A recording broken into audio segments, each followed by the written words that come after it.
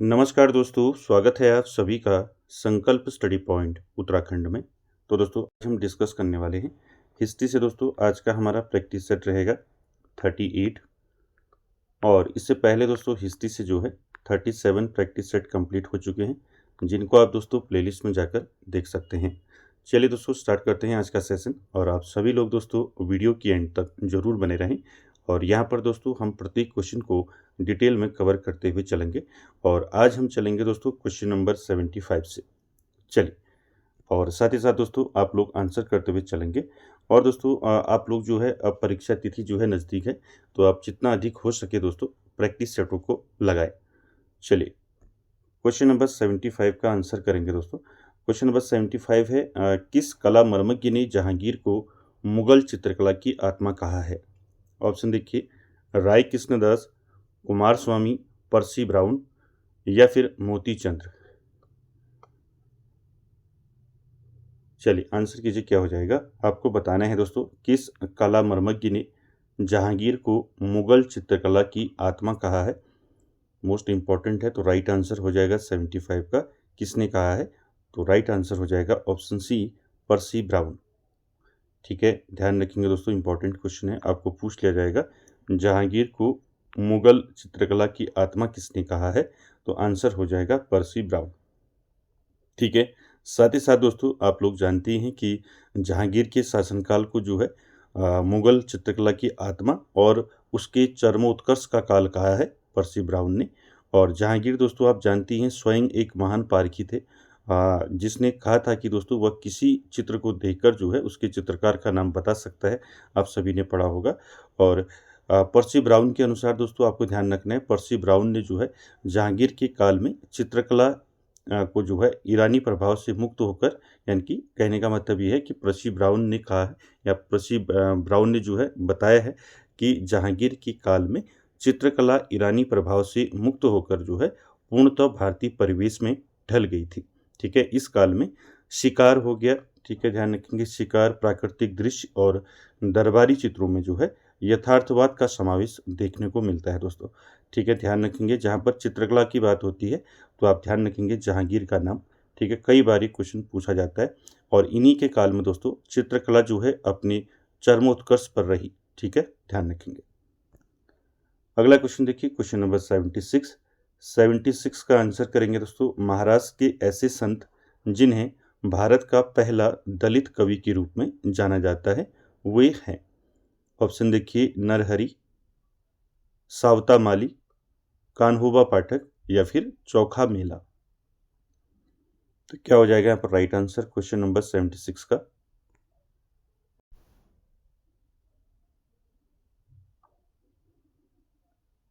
चलिए आंसर कीजिए दोस्तों, और साथ ही साथ दोस्तों आपको प्रत्येक क्वेश्चन का आंसर करना है, इससे आपका क्या हो जाएगा, प्रैक्टिस अच्छी हो जाएगी आप लोगों की। ठीक, देखिए महाराष्ट्र के ऐसे संत का नाम बताना है जिन्हें भारत का पहला दलित कवि के रूप में जाना जाता है। आपको पूछ लिया जाएगा दोस्तों भारत का पहला दलित कवि जो है किस संत को कहा जाता है, तो यहाँ पर राइट आंसर क्या हो जाएगा 76 का? राइट आंसर हो जाएगा दोस्तों चौखा मेला। ठीक है, ऑप्शन डी यहाँ पर राइट आंसर हो जाएगा, ध्यान रखेंगे। महाराष्ट्र के संत हैं दोस्तों ये चौखा मेला। ठीक है, और इन्हें भारत का पहला दलित कवि माना जाता है। और दोस्तों आपको ध्यान में रखना है ये 14वीं शताब्दी के कवि हैं। ठीक है, ये पूछा जा सकता है इसलिए ध्यान में रखेंगे। ये 14वीं शताब्दी के दोस्तों किस संप्रदाय से इनका संबंध था, तो ध्यान रखेंगे इनका संबंध था दोस्तों वारकरी संप्रदाय से। ठीक है, वारकरी संप्रदाय से इनका संबंध था। तो आपको सीधे भी पूछा जा सकता है या महाराष्ट्र आपको नहीं भी दिया जा सकता है ऑप्शन में। तो आपको ध्यान रखना है कि किस संत को भारत का पहला दलित कवि माना जाता है, तो आंसर हो जाएगा आपका चौखा मेला। और ये महाराष्ट्र के संत हैं दोस्तों, ठीक है मैंने बता दिया, और 14वीं शताब्दी की वारकरी संप्रदाय से संबंधित हैं। ठीक है, और साथ ही साथ पूछ लिया जाएगा कि इस जो चौखा मेला जो दोस्तों संत थे ये किसके समकालीन थे, आपको पूछ लिया जाएगा, तो ध्यान रखेंगे ये समकालीन थे दोस्तों किसके, नामदेव के, संत नामदेव। ठीक है, संत नामदेव के क्या थे, समकालीन थे, इसको आपको ध्यान में रखना है। चलिए अगले क्वेश्चन की ओर चलते हैं। क्वेश्चन नंबर 77 का आंसर करेंगे। यहाँ पर दोस्तों आपको सुमेलित करना है, ठीक है। यहाँ पर दिए हैं दोस्तों अलाउद्दीन खिलजी के सेनापति और यहाँ पर उनकी उपाधि दी है, आपको सही मिलान करना है, ठीक है। पहला देखिए अल्मास बेग, दूसरा देखिए मलिक, तीसरा मलिक संजर और चौथा मलिक जलेसरी। ये जो हैं चारों नाम जो है ये अलाउद्दीन खिलजी के सेनापति हैं दोस्तों, और इनकी उपाधि आपको जो है सही सुमेलित करनी है। तो क्या हो जाएगा यहाँ पर, देखिए जो आपका अल्मास बेग है, तो अल्मास बेग ध्यान रखेंगे, अल्मास बेग सेनापति थे, सेनापति के साथ साथ ये अलाउद्दीन खिलजी के क्या थे, भाई थे, ठीक है। ये भी आपको ध्यान में रखना है। तो अलाउद्दीन खिलजी के भाई थे दोस्तों अल्मास बेग, और अल्मास बेग को दोस्तों कौन सी उपाधि दी गई थी, उलूग खां की, ठीक है। पहले का क्या हो जाएगा, चौथा हो जाएगा, ठीक है। तो उलूग खां की उपाधि दी गई थी अल्मास बेग को। इसके साथ साथ दोस्तों आपको ध्यान में रखना है मलिक संजर को जो है, मलिक संजर को कौन सी उपाधि दी गई थी, मलिक संजर को दी गई थी दोस्तों कौन सी, अलब खां की, ठीक है, अलब खां। तो यहाँ पर कौन सा ऑप्शन है, फर्स्ट का चौथा, देखिए फर्स्ट का चौथा एक ए में है आपका, एक डी में है, ठीक है। उसके बाद सी का दूसरा, सी का दूसरा किस में है, देखिए इसमें तो है नहीं, सी का दूसरा इसमें है, ठीक है। और यहाँ पर सी का दूसरा, ठीक है, सी का दूसरा, ठीक है, एक मिनट, मलिक संजर को, ठीक है, तो मलिक संजर को दोस्तों जफर खां करेंगे, ठीक है, अलब खानी, ठीक। तो यहाँ पर आपका जो है राइट आंसर क्या हो जाएगा, ऑप्शन डी हो जाएगा, ठीक है। ये मिलान वाले क्वेश्चन दोस्तों आपको ध्यान में रखने हैं, यहाँ पर कन्फ्यूजन रहता है इनमें। तो यहाँ पर उपाधि आपको देखनी है, पहले का चौथा हो जाएगा, अल्मास बेग को जो है उलूग खां की उपाधि मिली थी, ठीक है। और बी में देखिए, बी का दूसरा मलिक को जो है, मलिक को अलब खां की, ठीक है। और मलिक संजर को जफ़र खां की, और मलिक जलेसरी को जो है नुसरत खां की उपाधि मिली थी। तो ये कूट रहेगा दोस्तों, इसको आपको ध्यान में रखना है, ठीक है। चौथा, दूसरा, पहला, तीसरा, ठीक। चलिए अगला देखिए क्वेश्चन नंबर 78। यहाँ पर आपको बताना है दोस्तों, बर्नी के अनुसार सैन्य घुड़सवार संगठन का अवरोही क्रम क्या है, ठीक है। संगठन दे रखा है, इसको आप सही कर लें, इसको कर लें आप संगठन, ठीक है। तो यहाँ पर आपको बताना है कि बर्नी के अनुसार आपको बताना है सैन्य घुड़सवार संगठन का अवरोही क्रम क्या है, अवरोही क्रम यानी कि आपका घटता हुआ क्रम। तो कौन सा है यहाँ पर आपको बताना है, देखिए सरखेल, सिपह सालार, अमीर, मलिक। ये मैंने आपको बताया था कि जो सैन्य घुड़सवार संगठन में जो इनका क्रम था दोस्तों, किस प्रकार से क्रम होता था, सबसे बड़ा, उसके बाद छोटा, फिर छोटा, और लास्ट में फिर सबसे छोटा, ठीक। तो इस प्रकार से दोस्तों आपको ध्यान में रखना है। तो यहाँ पर ध्यान रखेंगे, बर्नी के अनुसार सैन्य संगठन का जो अवरोही यानी कि घटता हुआ क्रम है वो क्या है, पहले मलिक, उसके बाद अमीर, उसके बाद सिपह सालार, और उसके बाद सरखेल, ठीक है। तो इस प्रकार से रहेगा, सबसे पहले मलिक, तीसरा, ठीक है, उसके बाद आपका क्या हो जाएगा, ठीक है, पहले चौथा, सॉरी मलिक चौथे में ना, तो पहले चौथा, तो चौथा किस में है आपका, पहला और डी में है। तो यहाँ पर राइट आंसर क्या हो जाएगा, 78 का ए हो जाएगा, ठीक है। इसको ध्यान में रखेंगे, पहला, पहले अमीर, उसके बाद फिर आपका, सॉरी पहले मलिक, फिर उसके बाद अमीर, उसके बाद फिर आपका सिपह सालार, उसके बाद फिर सरखेल, ठीक है। ये क्रम रहेगा, और आपको ध्यान में रखना है क्योंकि यहाँ से आपके क्वेश्चन आपको पूछे जा सकते हैं। तो जो सरखेल है, सरखेल सबसे छोटी इकाई का प्रमुख था दोस्तों, सरखेल, जिसके अधीन जो है 10 घुड़सवार होते थे, और 10 सरखेलों के ऊपर एक क्या होता था, सिपह सालार होता था, ठीक है। और 10 सिपह सालारों के ऊपर एक अमीर होता था, और 10 अमीरों के ऊपर एक मलिक का पद होता था, ठीक है। इस प्रकार से आपको ध्यान में रखना है, और पूछ लिया जाएगा सबसे ऊपर का पद कौन सा होता था, सबसे ऊपर होता था दोस्तों खान, ठीक है, ध्यान में रखेंगे, सबसे ऊपर होता था खान। और ध्यान रखेंगे खान जो है इसके अधीन जो है कितने होते थे, 10 मलिक कार्य करते थे, ठीक है। तो ये भी आपको ध्यान में रखना है, सबसे ऊपर खान, और सबसे छोटी इकाई का प्रमुख होता था, कौन होता था? सरखेल। ठीक है, तो ऐसे भी आपको पूछा जा सकता है, तो ध्यान रखेंगे। चलिए जी, अगला क्वेश्चन देखिए, क्वेश्चन नंबर 79। आंसर करना है सल्तनत कालीन इतलाक क्या था? तो सल्तनत काल में जो इतलाक था दोस्तों, ये क्या था आपको बताना है। ऑप्शन देखिए, खालसा भूमि से लगान वसूली का आदेश पत्र, शाही घुड़सवारों को धनादेश पत्र, घुड़सवारों को अतिरिक्त घोड़ा रखने का अनुमति पत्र, या फिर सुल्तान और प्रांतीय शासकों के मध्य पत्र व्यवहार। तो दोस्तों क्या हो जाएगा यहाँ पर राइट आंसर 79 का। सल्तनत काल में इतलाक जो है दोस्तों, ये एक प्रकार का क्या था? एक प्रकार का ये असाइनमेंट नोट था दोस्तों, यानी कि धनादेश पत्र था एक प्रकार का, जिसके माध्यम से सैनिकों को जो है वेतन का भुगतान किया जाता था। तो यहाँ पर राइट आंसर क्या हो जाएगा 79 का? राइट आंसर हो जाएगा 79 का क्या हो जाएगा? ऑप्शन बी यहाँ पर राइट हो जाएगा, शाही घुड़सवारों को धनादेश पत्र। ठीक है, बी ऑप्शन राइट होगा। ध्यान रखेंगे, जो धनादेश पत्र है, जिसको हम क्या बोलते हैं? असाइनमेंट नोट बोलते हैं। एक असाइनमेंट नोट था दोस्तों ये, जिसके माध्यम से सैनिकों को क्या किया जाता था? वेतन का भुगतान किया जाता था। ठीक है, बी ऑप्शन यहाँ पर राइट आंसर हो जाएगा। साथ ही साथ आपको पूछ लिया जाएगा, जो सल्तनत काल में इतलाक था दोस्तों, ये किसके शासनकाल में जो है सबसे अधिक जो है प्रचलित रहा? तो ध्यान रखेंगे, फिरोज शाह तुगलक। ठीक है, फिरोज शाह तुगलक। ठीक है, ध्यान में रखेंगे, फिरोज शाह तुगलक के काल में जो है ये प्रथा दोस्तों विशेष रूप से प्रचलित हुई थी। ठीक, चलिए अगला क्वेश्चन देखिए, क्वेश्चन नंबर 80। इसका आंसर करेंगे, फतेहपुर सीकरी के भवनों में निर्माण के क्रम में अंतिम संरचना कौन सी है? आपको बताना है। इबादत खाना, चहार सुख, बीरबल का महल और हरमसरा। चलिए आंसर कीजिए दोस्तों, क्या हो जाएगा यहाँ पर 80 का राइट आंसर? फतेहपुर सीकरी के भवनों में निर्माण के क्रम में अंतिम संरचना कौन सी है? चलिए आंसर कीजिए, क्या हो जाएगा यहाँ पर राइट आंसर? फतेहपुर सीकरी आप जानती हैं, फतेहपुर सीकरी जो है किसकी राजधानी थी? आप सभी ने पढ़ा है, अकबर की राजधानी थी दोस्तों फतेहपुर सीकरी। तो यहाँ पर जो भवनों का निर्माण हुआ, तो उसके क्रम में अंतिम संरचना आपको पूछी है, तो यहाँ पर राइट आंसर हो जाएगा दोस्तों चहार सुख। ठीक है, ये अंतिम संरचना है दोस्तों, चहार सुख, ध्यान रखेंगे। ठीक है, और साथ ही साथ दोस्तों आप जानती हैं फतेहपुर सीकरी जो है, इसको ध्यान में रखेंगे।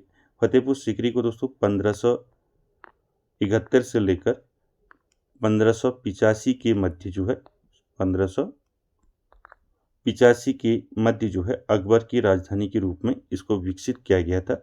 ये भी आपको ध्यान में रखना है।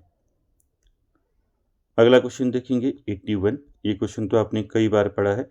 किस सुल्तान ने स्वयं को अपनी मुद्रा पर सिकंदर द्वितीय अंकित करवाया? यानी कि आपको बताना है किस सुल्तान ने स्वयं को जो है, या स्वयं का अपनी मुद्रा में अपना नाम जो है सिकंदर द्वितीय अंकित करवाया था।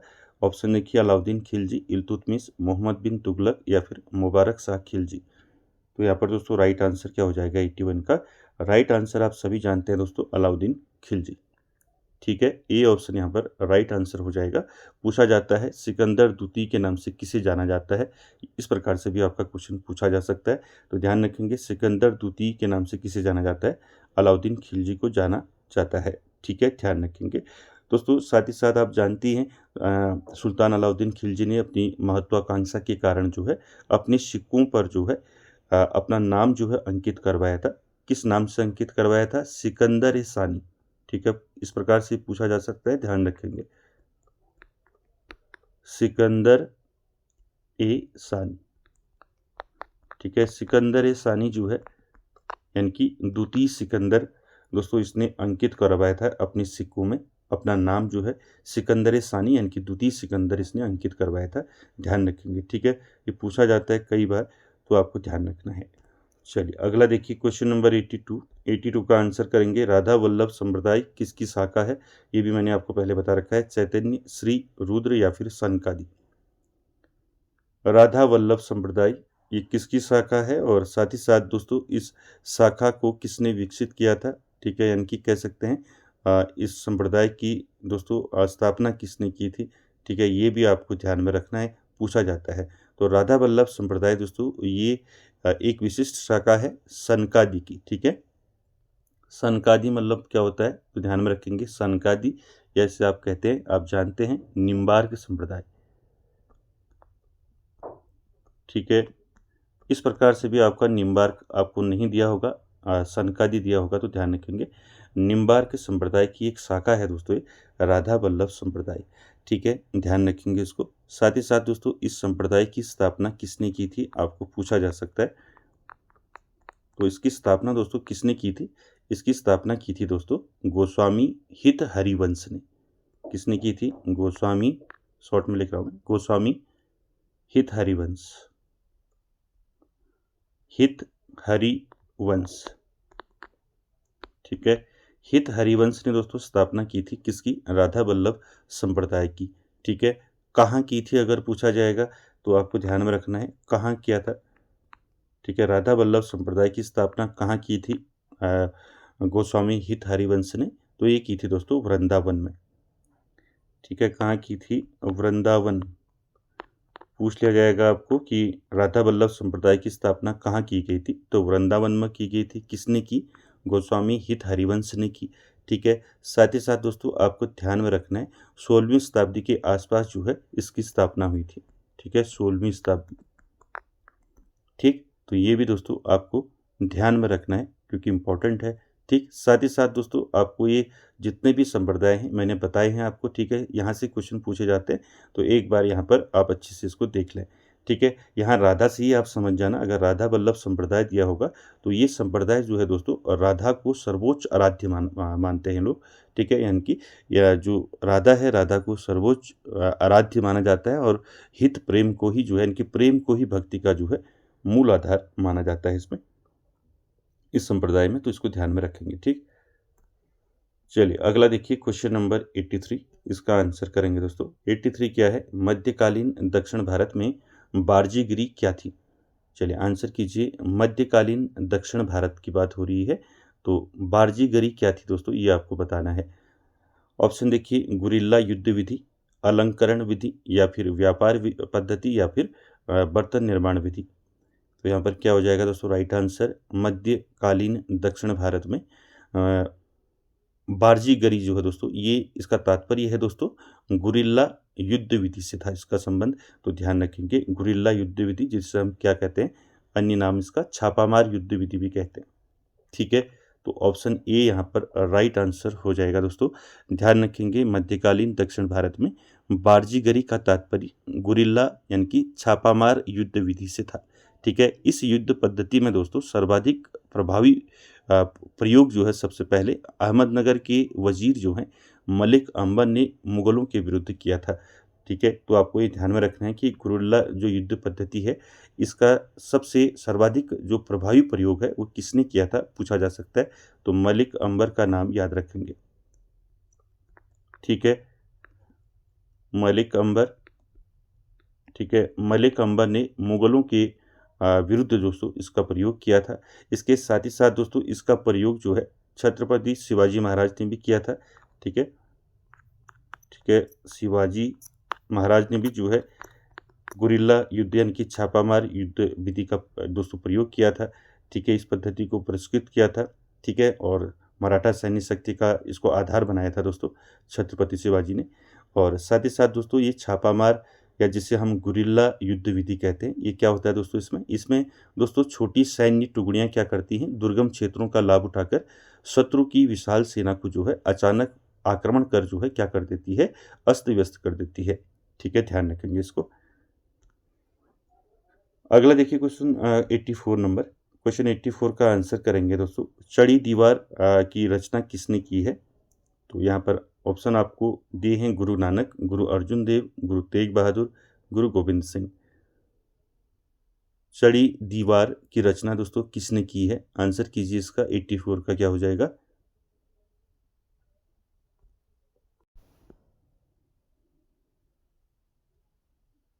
तो यहाँ पर दोस्तों 84 का राइट आंसर क्या हो जाएगा, चढ़ी दीवार की रचना दोस्तों गुरु गोविंद सिंह ने की थी।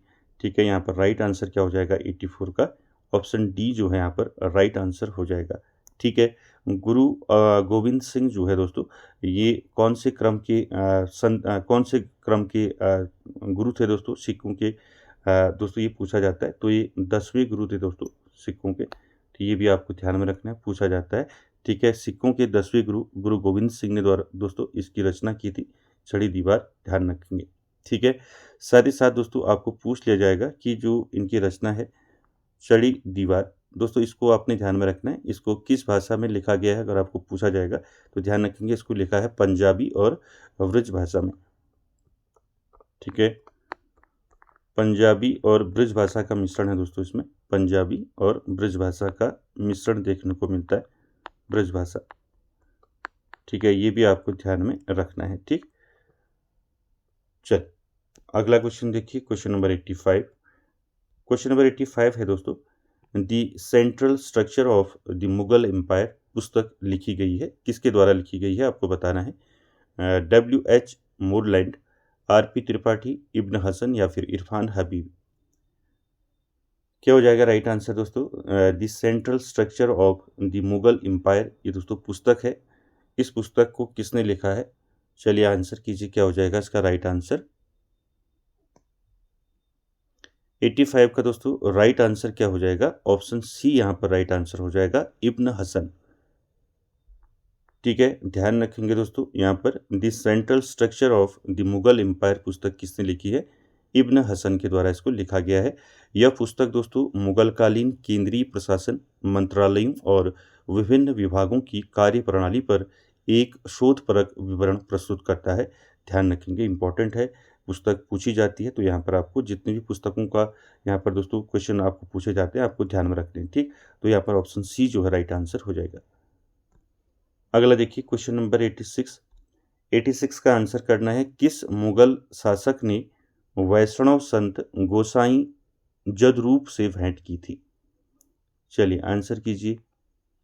वैष्णव संत थे दोस्तों गोसाई जदरूप, इनसे भेंट जो है किस किस मुगल शासक ने की थी। ऑप्शन देखिए, हुमायूं, अकबर, जहांगीर, औरंगजेब।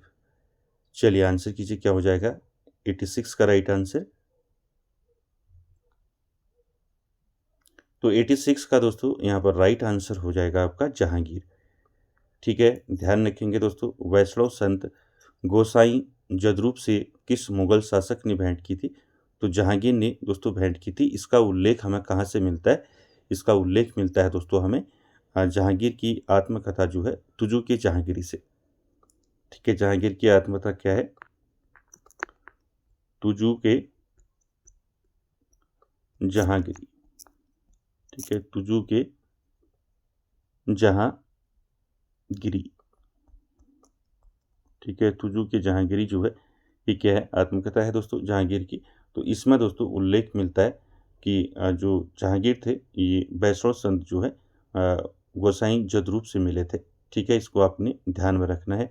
ठीक है, और साथ ही साथ दोस्तों जो जदरूप थे दोस्तों, ये जदरूप जो संत थे, यहाँ से आपका क्वेश्चन पूछा जा सकता है तो आपको ध्यान में रखना है। यहाँ से जो जदरूप थे दोस्तों, ये जो संत थे ये एक गुफा पर रहते थे और उनके वेदांत ज्ञान की प्रशंसा जो है तत्कालीन जो विदेशी यात्री थे उन्होंने भी जो है इनकी प्रशंसा की है, तो ये ध्यान में रखेंगे। सी ऑप्शन राइट हो जाएगा। चलिए आगे चलते हैं क्वेश्चन नंबर 87 में। 87 का आंसर करेंगे दोस्तों, नामघर निम्न में से किस संत से संबंधित है। ऑप्शन देखिए, शंकर देव, तुकाराम, नरसिंह मेहता, दादू। चलिए आंसर कीजिए। नामघर आपको बताना है, नामघर जो है ये किस संत से संबंधित है। चलिए आंसर कीजिए, क्या हो जाएगा राइट आंसर 87 का। तो यहाँ पर 87 का दोस्तों राइट आंसर क्या हो जाएगा, ऑप्शन ए जो है यहाँ पर राइट आंसर हो जाएगा, शंकर देव। ठीक है, नामघर जो है दोस्तों आपको ध्यान में रखना है, नाम से ही आपको समझ में आ रहा होगा, नामघर जो है ये था दोस्तों प्रार्थना गृह था। नामघर क्या था, प्रार्थना गृह, इसको ध्यान में रखेंगे, यहाँ से आप समझ जाएंगे फिर। ठीक है, प्रार्थना गृह, तो दोस्तों इसकी अवधारणा जो है महान संत जो है शंकर देव से संबंधित है दोस्तों। और शंकर देव दोस्तों ये कहाँ के संत थे ये आपको पूछा जा सकता है। तो शंकर देव जो थे दोस्तों ये असम के जो है महान भक्ति संत थे। कहाँ के थे ये, असम के महान भक्त संत थे दोस्तों। इसको ध्यान में रखेंगे, पूछ लिया जाएगा आपको, शंकर देव जो है ये कहाँ के संत हैं। तो ये असम के महान भक्ति संत हैं दोस्तों, ध्यान रखेंगे। और शंकर देव ने दोस्तों एक शरण धर्म का प्रचार किया था, आप जानते होंगे।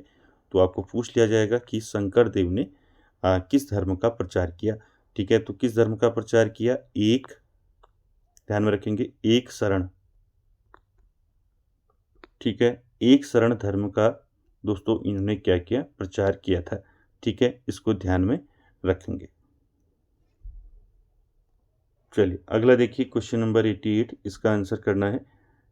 निम्नांकित में से दक्षिण भारत के किस किले को मुगलों ने 8 वर्षों तक घेरे रखा? आपको बताना है यहाँ पर, निम्नांकित में से दक्षिण भारत के किस किले को मुगलों ने 8 वर्षों तक घेरे रखा? कौन सा किला था?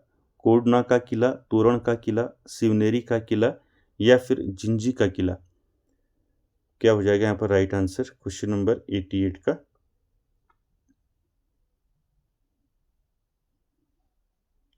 दोस्तों आप जानते होंगे, दक्षिण भारत का ये ऐसा किला था दोस्तों, जो क्या था? दुर्जेय था, यानी कि वहाँ पर विजय पाना कठिन था इस किले को। तो इसलिए यहाँ पर एक क्वेश्चन दोस्तों आपका आया है, क्योंकि मुगलों ने यहाँ पर जो है 8 वर्षों तक इसको घेरे रखा था। तो यहाँ पर राइट आंसर हो जाएगा 88 का दोस्तों, क्या हो जाएगा? ऑप्शन डी यहाँ पर राइट आंसर हो जाएगा, ध्यान रखेंगे, जिंजी किला।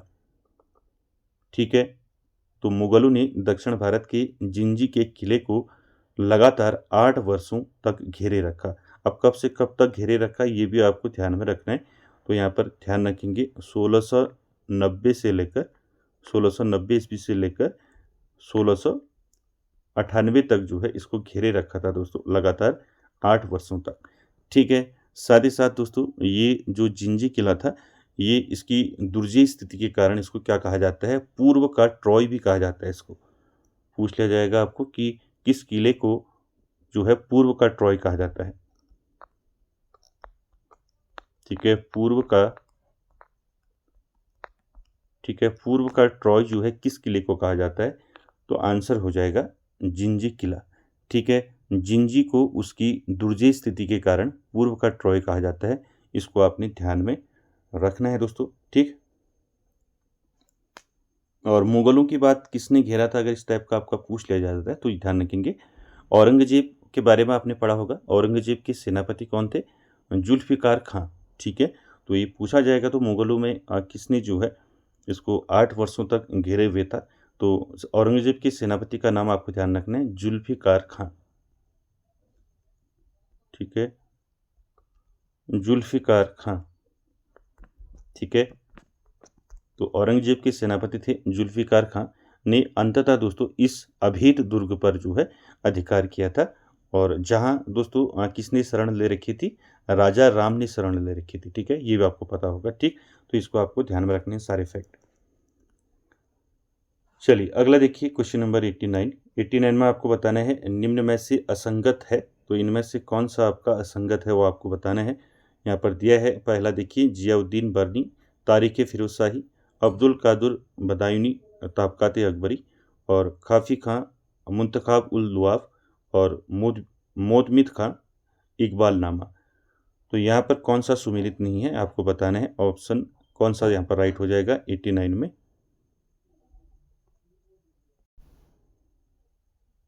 चलिए क्या हो जाएगा यहाँ पर राइट आंसर आपने करना है,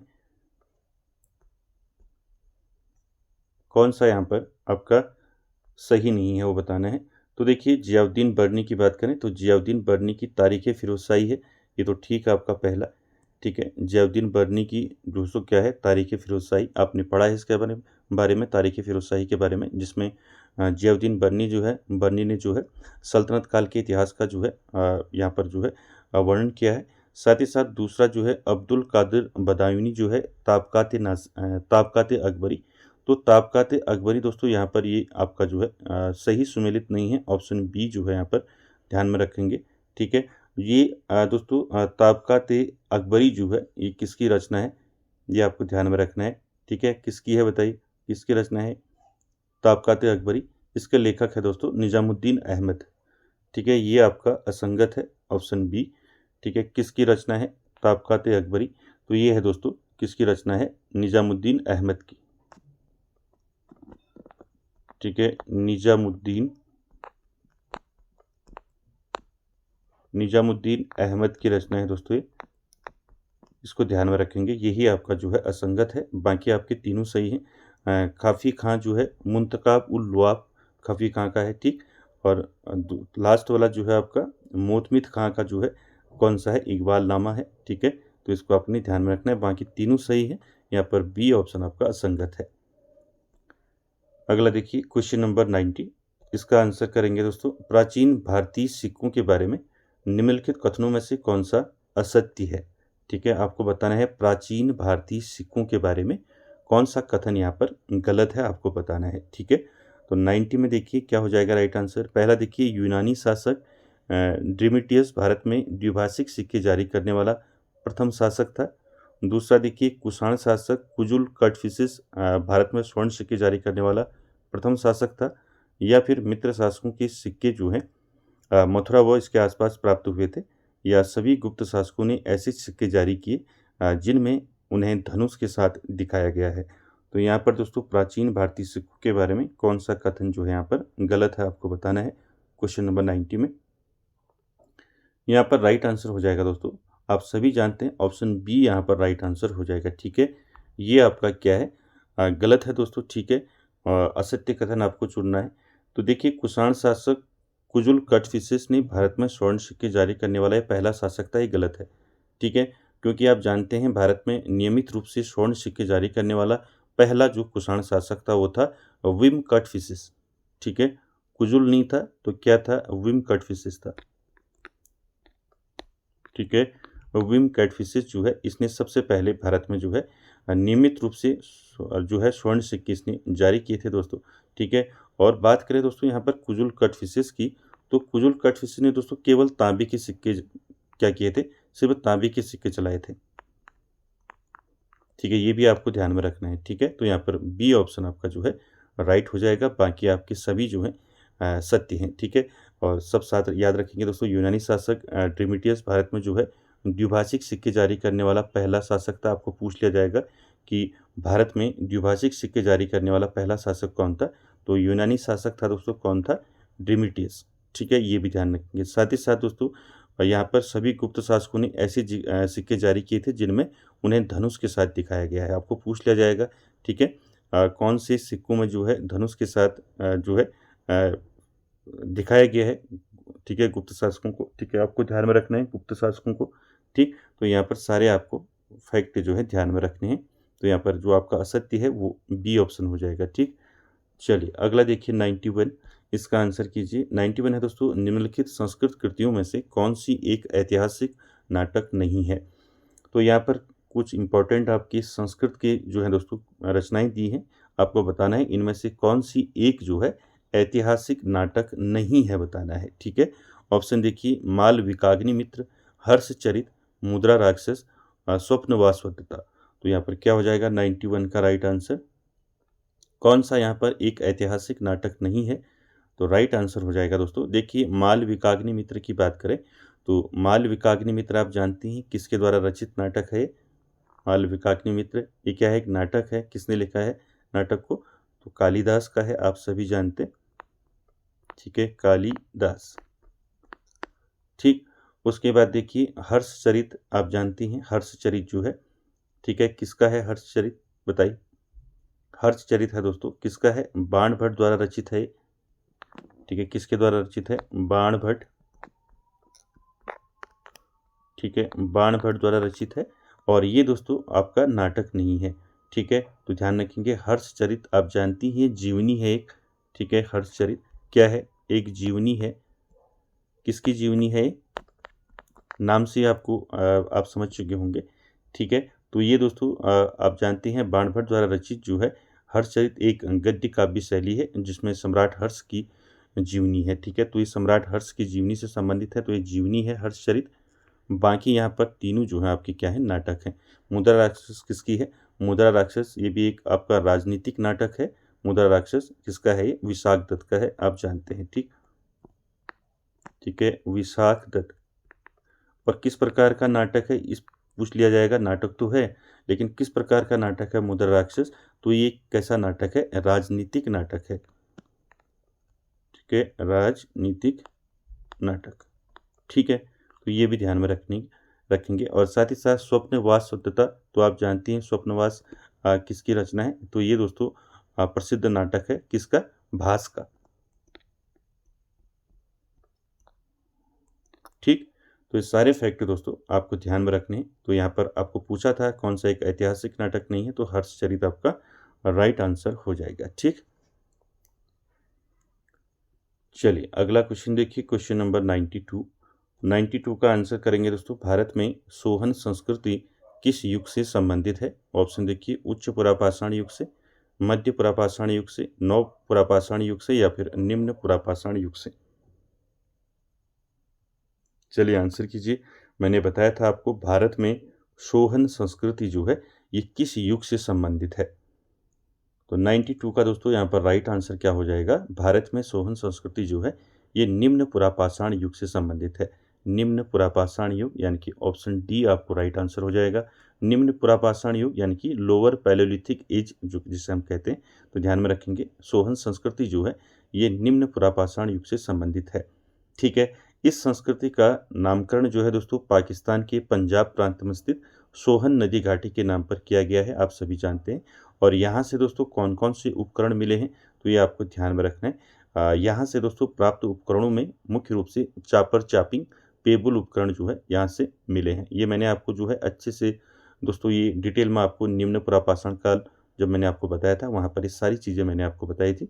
जिसने नहीं देखा है दोस्तों वो डिटेल क्लास जरूर देख लें, वहाँ पर सारी चीज़ें यहाँ पर जो है सारी चीज़ें बताई गई हैं। ठीक है, तो ऑप्शन डी यहाँ पर राइट आंसर हो जाएगा।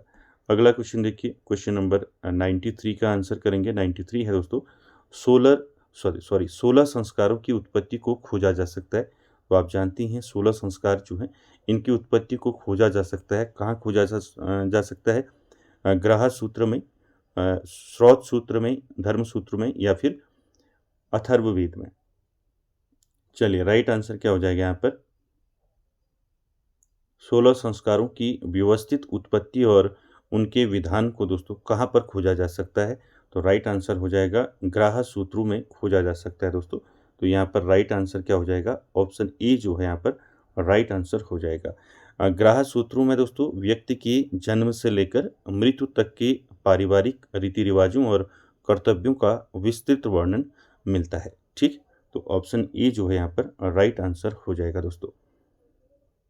चलिए अगला देखते हैं, क्वेश्चन नंबर 94 यहाँ पर आंसर करेंगे। 94 का अधोलिखित में से कौन सा या कौन सी विशुद्ध पुरापाषाण उपकरण है? तो यहाँ पर आपको पुरापाषाण उपकरण बताने हैं। विशुद्ध जो पुरापाषाण उपकरण थे कौन कौन से थे? ऑप्शन देखिए, हस्त कुठार, विदारणी, बेधनी, या फिर क्वार्ट्ज प्लेट। ये भी मैंने आपको अच्छे से बताया था जब आपको पुरापाषाण काल बताया था। तो पुरापाषाण काल के उपकरण कौन कौन से थे आप सभी जानते हैं कौन कौन से थे। एक तो आपका हैंड एक्स था जिसको हम हस्त कुठार बोलते हैं। ठीक है, एक तो ये हो गया आपका हस्त कुठार यानी कि हैंड एक्स, और दूसरा विदारणी जिसको क्लेवर बोलते हैं। ठीक है, ये भी आपका जो है विशुद्ध पुरापाषाण काल का उपकरण था। ठीक है, और तीसरा बेधनी, ठीक है, जिसको हम बोलते हैं स्क्रपर। ठीक है, ये भी आपका जो है पुरापाषाण उपकरण था। तीनों जो है पुरापाषाण उपकरण हैं। और यहाँ पर चौथा जो है दोस्तों ये क्वार्ट्ज ब्लेड। क्वार्ट्ज ब्लेड दोस्तों आप जानती हैं ये मध्य पाषाण काल में आ जाता है फिर। ठीक है, मध्य में आ जाता है, मध्य पाषाण में। ठीक है, मध्य पाषाण काल की बात हो रही है यहाँ पर, तो ये चौथा नहीं होगा, बाकी तीनों जो है आपके सही हैं। तो ऑप्शन देख लीजिए कौन सा सही हो जाएगा यहाँ पर 94 का, तो सी सही हो जाएगा, पहला, दूसरा और तीसरा। ठीक है, चौथा वाला नहीं है, मैंने बता दिया। क्वार्ट्ज ब्लेड जो है, क्वार्ट्ज ब्लेड और सूक्ष्म पाषाण उपकरण जो है ये दोस्तों मुख्य रूप से मध्य पाषाण काल की विशेषता है। ठीक है, चलिए 95 का आंसर करेंगे। 95 है दोस्तों, निम्नलिखित कथनों में से कौन सा भारत की ताम्र पाषाणिक संस्कृतियों के संबंध में असत्य है? ठीक है, आपको बताना है कौन सी भारत की ताम्र पाषाणिक संस्कृतियों के संबंध में असत्य है। ऑप्शन देखिए, ताम्र पाषाणिक संस्कृतियाँ मुख्य रूप से ग्रामीण संस्कृतियाँ थी। ताम्र पाषाणिक संस्कृतियों के लोग ज़्यादातर नदियों और पहाड़ियों के पास रहा करते थे। तीसरा देखिए, काले व लाल रंग के मृदभांड इन संस्कृतियों में व्यापक रूप से प्रयोग में लिए जाते थे। या चौथा देखिए, जोरवे जो था एक ताम्र पाषाणिक स्थल है जो मालवा संस्कृति से संबंधित है। तो यहाँ पर 95 का दोस्तों आपको बताना है कौन सा यहाँ पर असत्य कथन है ताम्र पाषाणिक संस्कृतियों के संबंध में। चलिए आंसर कीजिए, क्या हो जाएगा राइट आंसर। तो राइट आंसर हो जाएगा दोस्तों ऑप्शन डी, यहाँ पर राइट आंसर हो जाएगा। ठीक है, तो ध्यान रखेंगे जो जोरवे है, आप पढ़ा होगा आपने, ठीक है, जो जोरवे संस्कृति है ये मुख्य रूप से दोस्तों महाराष्ट्र क्षेत्र से संबंधित है। ठीक है, कहाँ से संबंधित है ये? महाराष्ट्र से। ठीक है, इसको आप ध्यान में रखेंगे। ठीक है, जोरवे संस्कृति मुख्य रूप से महाराष्ट्र से संबंधित है, न कि मालवा से। ठीक है, मालवा आपका कहाँ पड़ता है? मध्य प्रदेश में पड़ता है, एमपी में। ठीक है, तो ये आपका क्या हो जाएगा? ऑप्शन डी जो है राइट आंसर हो जाएगा। बाकी तीनों जो है ये सत्य है। ठीक है, और ये क्या है आपका? असत्य है। ठीक, तो ये ध्यान रखेंगे, आपको असत्य पूछा है तो यहाँ पर ताम्र पाषाणिक संस्कृतियों के संबंध में अन्य कथन भी आपको ध्यान में देखने हैं। ठीक है, देखिए ताम्र पाषाणिक संस्कृतियाँ मुख्य रूप से क्या थी? ग्रामीण संस्कृतियाँ थी, याद रखेंगे। और ताम्र पाषाणिक संस्कृतियों के लोग जो है क्या करते थे? ज़्यादातर नदियों और पहाड़ियों के पास रहा करते थे। ठीक है, साथ ही साथ तीसरा भी देख लीजिए, काले व लाल रंग के मृदभांड इन संस्कृतियों में जो है व्यापक रूप से प्रयोग में लिए जाते थे। तो आपको इनमें से भी क्वेश्चन पूछ लिया जाएगा। ठीक है, तो आपको इस प्रकार से पूछा जा सकता है कि ताम्र पाषाणिक संस्कृतियाँ जो हैं मुख्य रूप से किस प्रकार की थी? तो ग्रामीण संस्कृतियाँ थी, और जो ये ताम्र पाषाणिक संस्कृतियों के जो लोग थे वो ज़्यादातर नदियों व पहाड़ियों के पास रहा करते थे। और ये किस प्रकार के मृदभांडों का प्रयोग ज़्यादा करते थे? काले व लाल रंग के मृदभांडों का प्रयोग ज़्यादा करते थे। ठीक, चलिए आगे चलते हैं। क्वेश्चन नंबर 96 देखेंगे। 96 में आपको बताना है दोस्तों, निम्नलिखित में से कौन सा सुमेलित नहीं है? यहाँ पर हड़प्पा बस्ती दे रखी है और उत्खननकर्ता दे रखी है, इनके हड़प्पा स्थल दिए हैं और उसके उत्खननकर्ता दिए हैं। तो कौन सा इसमें सुमेलित नहीं है, ये आपको बताना है। चलिए, बनावली का उत्खनन आर.एस. बिष्ट ने किया, धौलावीरा का जगपति जोशी, ठीक है, या फिर अमिता थलवी, बी लाल, या फिर राखीगढ़ी बसंत सिंधे। ठीक है, तो क्या हो जाएगा यहाँ पर? कौन सा सुमेलित नहीं है? तो 96 का दोस्तों यहाँ पर राइट आंसर हो जाएगा ऑप्शन सी। ठीक है, मीता थलवी जो है, बी लाल जो है, ये उत्खननकर्ता नहीं थे दोस्तों, इसको आपने ध्यान में रखना है। जो मीता थलवी जो स्थल है दोस्तों हड़प्पा सभ्यता का, तो ये कहाँ है आपको पूछा जा सकता है। ये है दोस्तों हरियाणा में। ठीक है, कहाँ है? हरियाणा में है दोस्तों ये हड़प्पा स्थल मीता थलवी, तो इसको ध्यान में रखेंगे। इसका उत्खनन जो है दोस्तों किसने किया था, ये आपको ध्यान में रखना है। इसका उत्खनन किया था दोस्तों सूरज भान ने। किसने किया था? सूरज भान। ठीक है, सूरज भान ने दोस्तों इसका क्या किया था? उत्खनन किया था। तो ये आपका क्या हो जाएगा? सुमेलित नहीं है। ठीक, बाकी यहाँ पर ठीक है, आपके राइट है। ठीक है, बनावली हो गया आपका, जानते हैं बनावली भी आपका कहाँ है? ये भी हरियाणा में है बनावली। ठीक है, तो बनावली की खोज किसने की थी? आर.एस. बिष्ट ने इसकी खोज की थी दोस्तों, खुदाई की थी। ठीक है, उत्खनन किया था। और धौलावीरा की बात करें तो धौलावीरा आपका कहाँ है? ये साइट आपका कहाँ है? धौलावीरा ये गुजरात में है। इसकी खोज किसने की थी? धौलावीरा की जगपति जोशी ने की थी। ठीक है, और राखीगढ़ी की बात करें तो राखीगढ़ी कहाँ पड़ता है आपका? राखीगढ़ी भी आपका कहाँ पड़ता है? हरियाणा में पड़ता है। ठीक है, तो राखीगढ़ी में दोस्तों इसका जो उत्खनन किया था किसने किया था? वसंत सिंधे के नेतृत्व में हुआ था। ठीक, ये भी आपको ध्यान में रखना है। ठीक, अगर आपको पूछा जाए कि वर्तमान में भारत का सबसे बड़ा हड़प्पा स्थल कौन सा है? ठीक है, तो ये पूछा जा सकता है, इसलिए आपको ध्यान में रखना है। आधुनिक यानी कि वर्तमान में भारत का सबसे बड़ा हड़प्पा स्थल। ठीक है, सबसे बड़ा हड़प्पा स्थल। ठीक है, हड़प्पा स्थल वर्तमान में कौन सा है? तो ध्यान रखेंगे कौन सा है? राखीगढ़ी है। ठीक है, तो ये आपको ध्यान में रखना है। राखीगढ़ी जो है ये सबसे बड़ा हड़प्पा स्थल है दोस्तों वर्तमान में। ठीक है, ये आपको ध्यान में रखना है। ठीक है, सारे फैक्ट आपको ध्यान में रखने हैं दोस्तों। ठीक है, मैंने आपको जो है हड़प्पा सभ्यता के जितने भी आपके स्थल हैं, ठीक है, जितने भी सिंधु सभ्यता, सारी चीज़ें मैंने आपको बता रखी है, सारी साइट्स के बारे में आपको बताया है। ठीक है, आप डिटेल क्लास को जरूर देखें। चलिए अगला क्वेश्चन देखते हैं 97। 97 का आंसर करेंगे दोस्तों, अधोलिखित कलाकृतियों में से कौन सी मोहनजोदड़ो में प्राप्त नहीं हुई है? यहाँ पर दोस्तों कुछ कलाकृतियाँ दी हैं। आपको पूछा गया है कि मोहनजोदड़ो से प्राप्त कौन सी कलाकृति नहीं हुई है। ठीक है, कौन सी कलाकृति मोहनजोदड़ो से प्राप्त नहीं हुई है। ऑप्शन देखिए, पशुपति मोहर, बलुआ पत्थर का पुरुष धड़, बैठी मुद्रा में पुरुष मूर्ति अथवा पुरोहित, और कांच नर्तकी। तो ये आप जानते हैं मोहनजोदड़ो से क्या क्या प्राप्त हुआ है। ठीक है, तो यहाँ से दोस्तों ज़रूर पूछा जाता है आपका क्वेश्चन। मैंने जो है प्रत्येक साइट को जो है आपको अच्छे से समझाया है, कहाँ से क्या चीज़ें मिली हैं, तो ये आप डिटेल क्लास ज़रूर देख लें। तो यहाँ पर देखिए 97 का राइट आंसर क्या हो जाएगा। राइट आंसर हो जाएगा देखिए पशुपति मोहर, यानी कि पशुपति शिव की मोहर मिली है दोस्तों मोहनजोदड़ो से, ये सही है।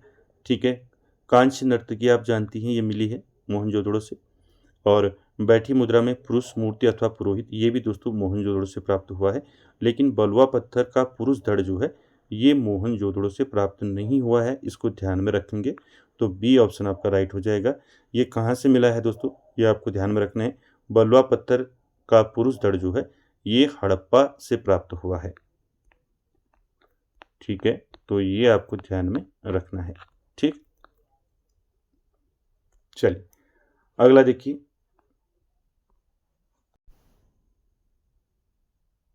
चलिए 98 का आंसर करेंगे। निम्नलिखित में कौन सा कथन जो है सिंधु सरस्वती सभ्यता के बारे में सही नहीं है।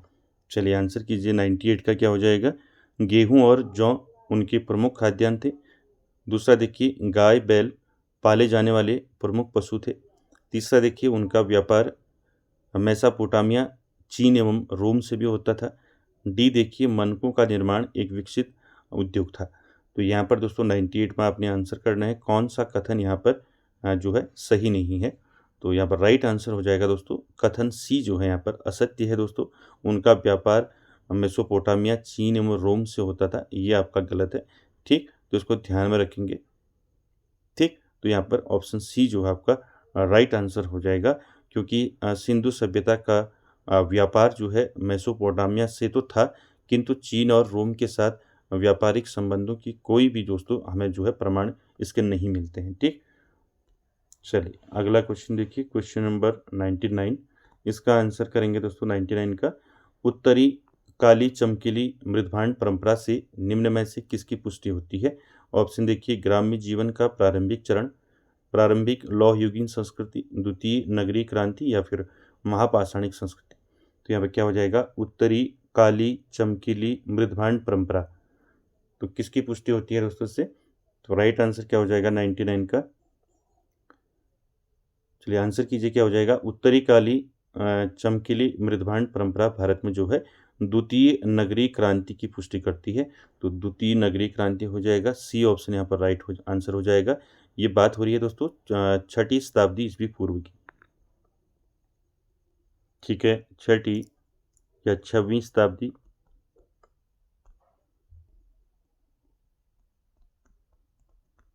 6वीं शताब्दी ईस्वी पूर्व।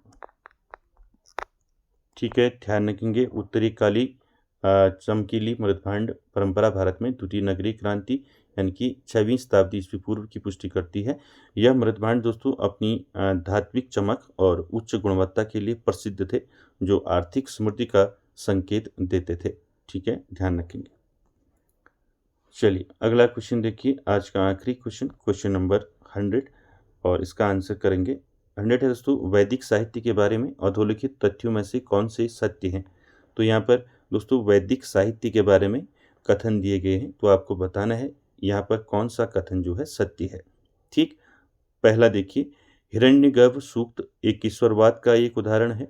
ठीक है, पहला देखिए हिरण्यगर्भ सूक्त जो है ये एक ईश्वरवाद का एक उदाहरण है। दूसरा देखिए, पैपलाद संहिता जो है ये अथर्ववेद की एक शाखा अथवा संस्करण है। तीसरा देखिए, ऐत्रेय ब्राह्मण उत्तर वैदिक काल में प्रचलित शासन प्रणालियों के बारे में हमें बताता है। डी देखिए, शतपथ ब्राह्मण आर्यों के पूर्व की ओर विस्तार के बारे में हमें बताते हैं। तो यहाँ पर आपको बताना है, सही उत्तर को आपने चिन्हित करना है। यहाँ पर कौन सा कथन सत्य है ये आपको बताना है।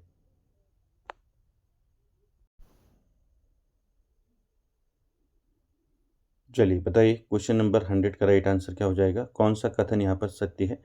तो ध्यान रखेंगे दोस्तों, यहाँ पर जो है आपकी 100 में सारे जो हैं यहाँ पर आपके कथन जो हैं वैदिक साहित्य के बारे में सही हैं। तो यहाँ पर ऑप्शन जो है आपका डी यहाँ पर राइट आंसर हो जाएगा। ठीक है, पहला यानी कि ए, बी, सी और डी चारों कथन यहाँ पर सत्य हैं। ठीक, साथ ही साथ दोस्तों आपको ध्यान में रखना है कि आपको पूछा जा सकता है यहाँ पर कि हिरण्यगर्भ सूक्त जो है ये ऋग्वेद के किस मंडल में आता है। ठीक है, हिरण्यगर्भ सूक्त जो है ये ऋग्वेद के 10वें मंडल में आता है दोस्तों, ये आपको ध्यान में रखना है। ठीक है, हिरण्यगर्भ सूक्त जो है ऋग्वेद के 10वें मंडल में ब्रह्मांडी एकता और एकेश्वरवाद को दर्शाता है, तो ये सही है। ठीक है, इस प्रकार से भी आपको क्वेश्चन पूछे जा सकते हैं। ठीक है, ऋग्वेद के किस मंडल में है हिरण्यगर्भ सूक्त आपको पूछा जा सकता है, तो 10वें मंडल में है। ठीक है, और साथ ही साथ इस मंडल में ब्रह्मांडी एकता और एकेश्वरवाद को दर्शाया गया है। दूसरा जो है दोस्तों यहाँ पर पैपलाद संहिता जो है, पैपलाद संहिता, पैपलाद और शौनक जो है ये अथर्ववेद की दो प्रमुख शाखाएं हैं, जिनमें से जो पैपलाद शाखा है ये बहुत ही महत्वपूर्ण है, यानी कि ये सबसे महत्वपूर्ण, दोनों में महत्वपूर्ण कौन है, पैपलाद शाखा है। ठीक है, और एक शौनक शाखा है। ठीक है, दोनों में कौन सा आपका अधिक महत्वपूर्ण है, पैपलाद शाखा।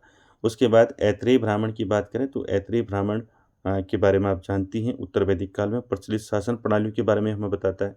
ठीक है, और शतपथ ब्राह्मण की जो है विदेह माधव कथा आर्यों की संस्कृति, आर्यों की सरस्वती से गंडक नदी तक पूर्व की ओर विस्तार का हमें भौगोलिक विवरण देती है, तो ये आपने पढ़ा होगा। तो ये चारों जो है दोस्तों आपको ध्यान में रखने सही हैं। ठीक दोस्तों, ये थे आपके 100 क्वेश्चन, और यहाँ पर दोस्तों सारे क्वेश्चन हमने डिटेल में कवर किए। आई होप आप सभी को अच्छा लगा होगा, और वीडियो को एंड तक देखने के लिए थैंक यू वेरी मच।